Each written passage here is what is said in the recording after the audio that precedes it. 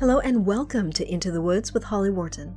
This podcast is all about our journey into the woods of ourselves, getting to know who we are, and where we're going in life so that we can create the life that we want to live. It's about deepening your connection with yourself, taking inspired action, and really trusting yourself and your intuition. It's also about mindset. Our beliefs are such an important part of this journey. And there are so many ways for us to change our mindset so that we can more easily live a life of expansive joy. This podcast is also about going literally into the woods and spending time in nature, and how that can help us on our own personal journey of self-knowledge. Thank you so much for joining us today.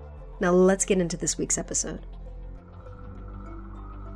Hello, adventurers, and welcome to the Into the Woods podcast, episode 463. This is your host, Holly Worton, and I'm back with another solo episode. Today, I'm talking about failure, or rather, the concept that there is no failure, only feedback. So in this episode, I'm going to talk about how to reframe the adventures and the experiences that we see as failures and try to see what we've learned from them and reframe them as feedback rather than failures, because I think viewing things as failure isn't super useful, but when we reframe that as feedback, we learn things for the future and how we can avoid those experiences and make them better in the future. But before we get into today's episode, I just wanted to mention a podcast that I was recently a guest on. It's called The Relaxation Lounge, and it's all about how to relax and reduce stress. And we discussed how to relax and reduce stress by getting out into nature. I don't know about you, but this year has been pretty stressful. And of course, the last couple of years have been really stressful. I know I'm not the only one. So if you want to learn some tips on how to get more relaxed and how to feel more relaxed, head over to hollywharton.com/relaxation lounge and listen to any of the episodes, really. I mean, my episode talks about nature, which you might find interesting, but there's a whole bunch of episodes on there about how we can relax better. Also, I have a recent blog post that I wrote a couple weeks ago now called Backpacking with Friends, Questions You Should Ask Friends Before Going on a Trip. And this was inspired by my recent coast-to-coast trip with a couple of friends, because I was looking for something like this before we went, just to make sure that we had had all the conversations we needed to have before we left. But I couldn't find anything like that, so I knew it was something that I wanted to write. So I have a whole list of questions in this blog post. If you head over to hollywharton.com/blog, you can find it there. And I just talk about questions you need to ask about the general preferences for the trip, what kind of trip you want to have, what your physical fitness levels are like, because everyone obviously is going to have different levels, what your hiking style is like, what your outdoor knowledge and experience is like, and then how to troubleshoot once you're on the trail and things change or things don't go as expected, things to discuss before that happens. I also have some questions around special needs that people may have, fears and worries they might have. I think it's a really, really useful blog post. It's quite simple, but I'm really, really happy with it. And I think that anyone who's used to solo adventures or new to adventures and wants to start going with friends might want to check this out. So again, it's called Backpacking with Friends, Questions You Should Ask Friends Before Going on a Trip. And I will link to that in the show notes as well. Now, I don't know if you can hear this. I hope you can't, and I don't think you can, but the church bells are going crazy as I record this. Hopefully you can't hear it, but if you can, I apologize. It's Bank Holiday Thursday as I'm recording this, so the church is doing things. Tomorrow's the Jubilee. I'm not sure why they're starting with this today, but here we are. So, getting back into this topic. There's no failure, only feedback. What to do when our adventures go wrong. And I'm saying that with air quotes. So where does this concept come from, that there's no failure, only feedback? It comes from NLP, or neuro-linguistic programming. It is actually an NLP presupposition, or a concept that NLP practitioners assume to be true when they're working with clients. So what is neuro-linguistic programming? It is a technique that I actually trained in about 10 years ago that will help you reprogram your subconscious mind to help you release limiting beliefs and change your life, really. I have since gone on to train in Psych-K, which is something I much prefer for reprogramming the subconscious. However, I still find NLP really useful, And I have discussed before on this podcast an NLP practitioner to help me with my sports mindset. But this concept of there's no failure, only feedback is something that has stuck with me for the last decade since I trained in NLP. Because I find it really useful. I think it's so easy for us to down on ourselves when we have an event or an experience that we perceive to be a failure. I think we're raised to believe that failure is bad, but it's really not. It's just a learning experience.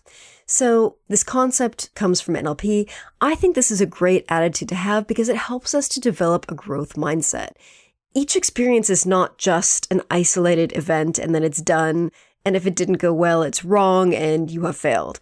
Like, we can use that to learn for the future, not just if we decide to try that experience again, but it helps us learn and expand and grow in other areas of our lives as well. We often learn more when things don't go as we hoped or wanted or expected. And when you adopt this attitude, there's no failure, only feedback, it means that you get to choose how you view the results that you got. The result isn't your final outcome. Maybe it's just part of the process. It is part of the process. It's part of life.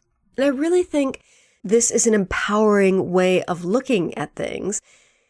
It's a much more empowering attitude. It's not a defeating attitude. Things aren't over. They're not done. You can do things differently next time with the information that you've gained. Because the more you know, the better you'll do. The more experience you have, the better you'll do. Try again next time. So, as always, when I'm researching a topic that I want to talk about, I like to get an idea for what other people are saying about the topic, and do I agree, do I disagree? And I came across this blog post by Joe Casey, who has been a guest many, many times on this podcast, and I will link to it in the show notes. And I loved that this blog post was by her because she's such a good friend. And I wasn't specifically looking for something that she had written, but I loved it. So anyway, Joe talks about how failure and success is not a binary like some people assume it is, like a lot of people assume it is. It's not black and white. There are many, many shades of gray. And as she says, we are raised to believe that failure is bad, but it's not. It's just feedback. So again, I'll link to that blog post in the show notes and you can check that out. So it's a great discussion of this concept. And I really think that this is a great way to reframe the things that we have previously labeled as failures. So whether we have DNF'd a race or DNS'd a race, whether we have unachieved goals, whether we have missed deadlines for goals, it's so easy for us to beat ourselves up and to feel like a failure. And that's just not useful because all this stuff is just feedback. It's all learning experiences. So if you didn't achieve a goal, there's so much you can learn from that. Why didn't you achieve it? What do you need to do differently? Is that goal still important and interesting and useful for you? Why did you miss the deadline on the goal? Is there something you need to change? Do you need to set a new deadline? Again, is it still important to you? If you DNF'd a race, that did not finish, or if you didn't start a race, why? What do you need to do differently? Do you still want to do that race? Do you want to try it again next year? Like, there are so many questions that you could ask yourself to reframe this event or this experience as feedback. So, as always, examples from my life. My kickboxing grading. So the summer course, which I've been talking about for months, is coming up in a couple of weeks, and I will not be doing it. I'm not ready for it. So I just deleted the summer course from my calendar today. It's been really hard to accept that I'm not doing it. I knew I wasn't ready, and then I spoke with my teacher last week, and he was very clear about the fact that he wasn't going to approve my participation in it because I'm not prepared for it. Something that I already knew. This was not a surprise to me. But I think I really needed to hear it from someone else to accept the reality of this situation. So I'm not ready. I will now be preparing for the winter course, aiming for the winter course. And I'm going to be doing things differently this time because, again, just not ready for the summer course. So what am I going to be doing differently? First of all, I'm going to prioritize kickboxing over running, and more about that in a minute. I'm going to be doing more of the sparring classes. So in my school, they've split things up now. So we have the regular classes where we do drills and fitness and a little bit of sparring. But then there's also separate sparring classes, usually after the main class. I've been avoiding those just because I've been kind of getting back into things, and the classes are quite long and they're quite late, and I just don't want to finish my fitness at 9:30 at night and then get home and try to wind down before I go to bed. Exercise in the evening is not great for me. It really messes up my sleep. But if this goal is important to me, and it is, I'm going to have to find a way of making that work. So again, prioritize kickboxing over running, do more of the sparring classes, and I'm also going to move to the more challenging classes. So in my calendar, I've had the classes in my calendar for Monday, Tuesday, Thursday, and Saturday. But I think I need to just stop planning to do the Saturday classes and do the Wednesday evening classes again, because there's a Wednesday class that is just sparring. And a lot of people that go to that class are a lot more challenging people. They're very tall, which makes it more challenging for me to spar with them. And I just think that will be a more challenging experience for me, and it will make training easier for the winter course. So those are the things that I'm doing differently to get ready for the winter course. And I expect, and also, this is also important, I just messaged some of my friends who have done their black belt grading in the last year, and I asked them what they did to prepare. And they've given me some really good advice, some things that I hadn't considered, other things that I had considered, which I've just mentioned to you. And one of them is going to be sending me a training plan that she was given that helped her. So this is great. More information to get ready for the winter course. Next, North Downs Way 100. This is a race that I was super excited about. It's taking place in August. My husband and I were going to do it together. I have not yet canceled, but I have decided that I'm going to cancel, and I will be canceling probably next week. And I won't run the race. I will crew for him instead, and I will probably sign up for the race next year. However, I've decided I'm not going to sign up again until after I've passed my kickboxing grading. I've just learned that I find it really difficult to manage two sports at the same time. I find it really difficult to train for two really different events at the same time. One thing would be if I had signed up for 2 or 3 races this year where I was running all the races. That would be the same sport, and I would just be training for multiple events. But trying to train for a kickboxing grading and trying to train for a 100-mile race is ridiculous, and it didn't work for me. Maybe I could go back in time and redo things differently, but honestly, it's just too much. It's too much. I'm not a full-time athlete. I have a life to live, and I have other things going on. I've learned that it's very, very challenging to try to train for 2 big events in 2 different sports, 2 very different sports at the same time. Like maybe that will be possible for me in the future, but just with my life the way it is, it's not easy, and it's just adding extra stress. And it's just making me burn out at some points. I mean, there was a time where I just wasn't training at all for like a week because I just felt like I needed to recover from what I was doing. So that's not working for me. I will not be training for 2 very different events again at any time in the near future. And I'm not going to sign up to that race until after I pass my kickboxing grading, hopefully in December. And then we shall see what I'm doing next year. The Coast to Coast. I feel like that was a success in some ways, in many ways. I finished the route, but I was in a lot of pain sometimes. My feet were really messed up, and I didn't enjoy it as much as I could have. So what have I learned, and what am I going to do differently next time I do something like this? As I've said, I'm going to pack less. I'm going to switch to some ultralight gear that I need to upgrade. I've also done some research into shoes because I've been looking at upgrading my shoes into something that has a wide toe box and is Gore-Tex or waterproof. I've finally narrowed it down to a shoe that I want. Sadly, it's not available in the UK, so the next time I go to the US, I will be buying those shoes. Finally, next time I do something like this, I'm going to do it solo again and see how I want to challenge myself in terms of daily mileage and how much I can challenge myself to do in a day. Like, I need to find what's the right distance for me in terms of adventures like this. Because in this trip, we did everything from really short days to medium days to 20, 21-mile days, and that was a bit much for me. However, it might have been easier if I had had better gear and hadn't packed as much. So we shall see. Like, I need to troubleshoot this, and I need to troubleshoot it on my own. So I think having another adventure like this, but alone, will help me to do that. And that'll give me even more feedback. And my final example comes from various races that we've run last year. So my husband DNF'd a couple of races last year. So we've had a lot of conversations around races and what's going to inform our decision to quit or to keep going. And we both decided that if we're not injured, we're going to keep going. We'd rather DNF due to a timeout and to not making the cutoffs at one of the aid stations than to give up.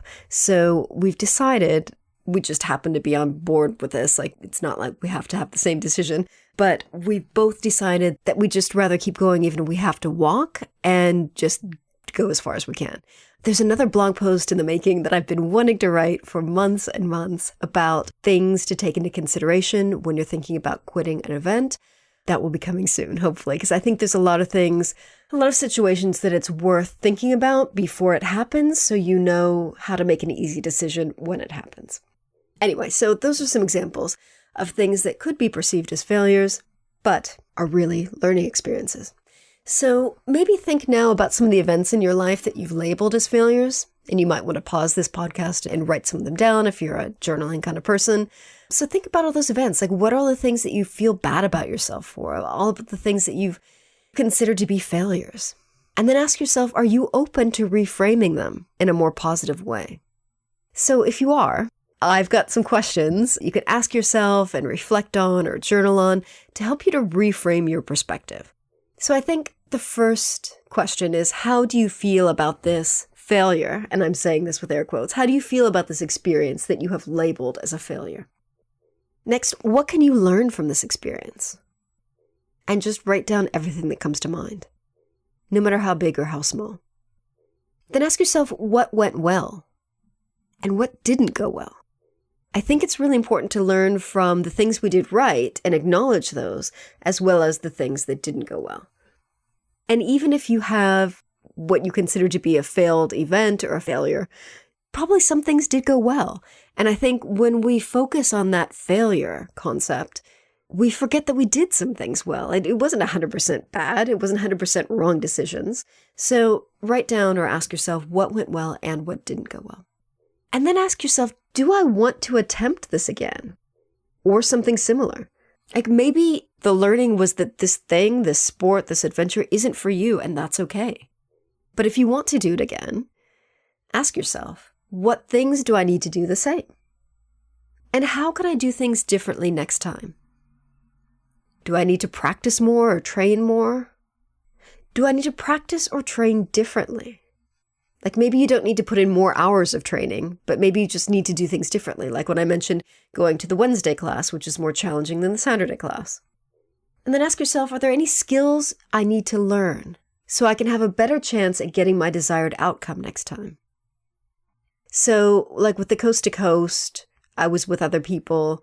They were actually doing more of the navigating than I was. I wasn't doing much, but I do have navigation skills. If I didn't have navigation skills and I was relying on other people, then that might be a skill that I would need to learn.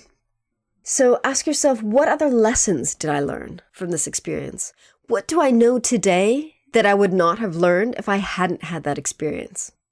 And then ask yourself, what feedback did I get from this experience? So sometimes asking the same question in different ways will elicit different responses. So you will notice that some of these questions are a bit similar, and that's on purpose. And next, how have I grown as a person as a result of this experience? And finally, how do I feel now about this experience? Like, stop and reflect on it and see if you can really see this as a learning opportunity. Can you see the feedback that you got? And can you see how valuable it is? And do you still view this experience as a failure? Or do you now value it as a learning experience? So this is a fairly short episode. I knew it wouldn't be too long, but I think this is just a really important concept to discuss, especially since it's been on my mind lately with all of the changes to my 2 primary goals for this year. And I've discussed this before. So hope you find this useful. I know I tend to beat myself up quite a bit when I miss a goal or don't achieve my goals or miss a deadline, or I can be quite hard on myself. So I find it really useful to remind myself of this concept, as well as helping you remind yourself of this concept or introducing you to this concept. I think it's really, really useful. So please drop me a line and let me know what you thought of this week's episode. I would love to hear. Where are you on the scale of failure to feedback? Like, do you find it really easy to see each failure, within air quotes, as a learning opportunity, or do you really struggle with that? I think I initially struggle with it, and then it's because I analyze everything that I do in terms of big events. I always look at what I did right, what I did wrong. So it's kind of become second nature to me. But at the same time, I can often feel bad about myself for not performing as I hoped. So anyway, so let me know how you are in terms of that. I would love to hear. You can email me at holly@hollyworton.com or find me online and get in touch there. If you enjoyed this episode, you might want to check out these related episodes. 459, I talk about how to know when you're putting too much pressure on yourself. And that's the episode I was referring to a minute ago, where I was talking about replanning and reorganizing my goals for this year. 445, I talk about how to change the way you see yourself. And that's another great episode about reframing. 439, I talk with Raquel Packets about rewiring your mindset with hiking. 429, I talk with Kelly Howard about breaking through internal barriers to our adventures. And finally, 341, I talk about the importance of failure and how to make the most of it. And that's one of the older episodes that's still got a downloadable transcript. And I think that's a really great companion episode to this one. So if you want to dig a little bit deeper into the topic of failure and feedback, in that episode, I explore what is failure and what it's not, how you can know when to give up and when to keep going, questions you need to ask yourself when you feel like a failure. I love questions. What failure is good for, and the importance of timing and why sometimes we need to be patient. So I hope you found this episode interesting and useful, and I hope it helps you to reframe the events and experiences that you previously perceived as failures. So thank you so much for listening, and remember to visit hollyworton.com/463 for the show notes on this episode. Happy trails. Thanks so much for listening to Into the Woods with Holly Worton. You can find more information about today's episode, including links for topics that were discussed, at hollyworton.com. That's HOLLYWORTON.com. If you'd like to connect with other listeners and get support on your journey, I would love for you to join my private community on Patreon. That's patreon.com/Holly Worton. That's patreon.com/Holly Worton. Thank you so much for listening, and I look forward to seeing you next week.